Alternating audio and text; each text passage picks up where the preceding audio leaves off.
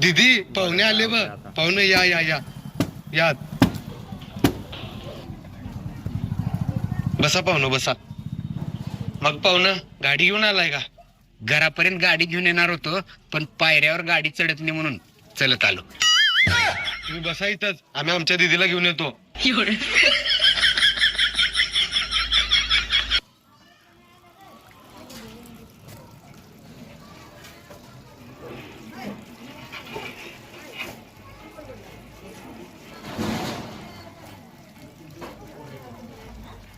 मुलीला काही प्रश्न विचारायचे असतील तर विचारू शकते.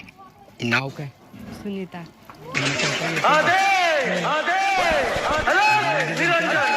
जमते की बर तुला मुलगी पसंत